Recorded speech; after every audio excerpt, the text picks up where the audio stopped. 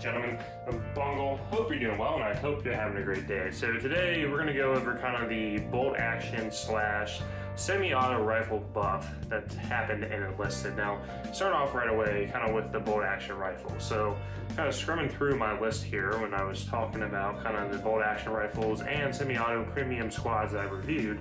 Coincidentally, it's actually kind of funny that really in enlisted, there's really, to my knowledge right now, like 4 premium squads that I've actually reviewed and covered that are actually bolt action rifle squads. And it's kind of funny, starting off, of course, with Moscow. You have the 2 engineer squads that are out there. You have the M28 rifle squad, which is pretty much a German level 2 engineer, 4 engineers, level 2 equipped with the M28 rifle. And then you have the Battle of Moscow for the Soviets, for Russia, and they get the Arasaka rifle. And that, with them, they have, 4 engineers level 2, and they run around the battlefield with Arasaka, and then of course you have the M28 rifle. Now the question that's been raised to me is, Bungle, have you noticed an improvement with, bolt action rifles, how they perform, everything like that? And really, I would say is yes. From my testing, from playing these bolt action rifle squads, such as the aforementioned, and then now going over to with Battle Berlin, when we're talking about like the Labelle squad for Germany for the Axis, and then we're talking about the Mazenna 1944 and 1944 Mosin Again squad. Those weapons are still very, very strong. One thing I found with playing basically bolt action rifles is that there seems to be kind of like an aim assist thing going on, where basically if you shoot, at least have your sight picture near a target, then 9 times out of 10, that round will actually go hit the target and you will one-shot your opponent. The silent power has been increased. There's no more of this, debate of, if you hit someone, you may down them, if you hit them, you may tickle them, or if you hit them, you will one-hit kill them. Now it's all just switched to, hey, if you hit a target, take that target down. Now when we move down to semi-autos, one of the big things before, and this happened I think last year around this time, is that, for example, the M1 and M2 carbine or whatever got nerfed with the fire rates. Now they've reverted that in recent, making the list of the better place updates.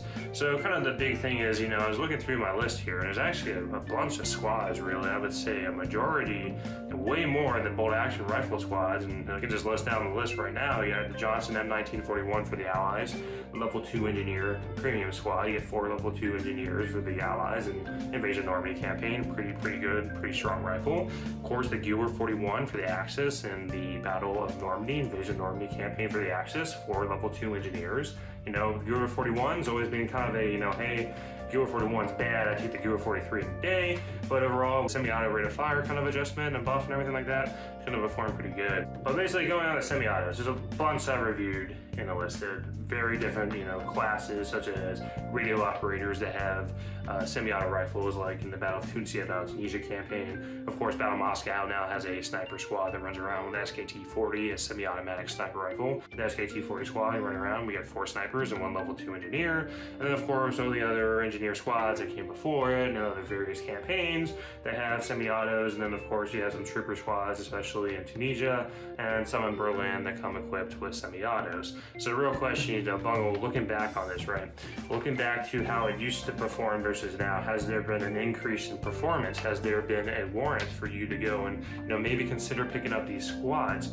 And my question, my advice really to anyone watching this, pretty much, which, let's be honest, no one really watches my videos anyway, and especially to this point, is that it's going to be kind of a coin toss. I know someone commented on a video I had about the Gewehr 03, and they're like, Bungle, I think this, squad is terrible compared to for example, the MP40/1 squad. I think the MP40/1 squad's better.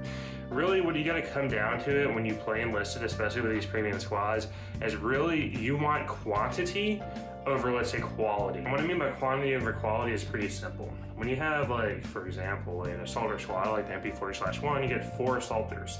You know how bots are enlisted. People say a lot of bots have gotten better. In my opinion, I don't think they have. And from there, pretty much, if you're crushing an objective, your bots will mostly just, get taken out by whatever, artillery or, competent players. So you're left with basically yourself. Whereas you have a 9-soldier squad, it reduces that risk of IDF happening, squad taken out by a tank or by a skilled player. At least you can kind of mitigate there's risk.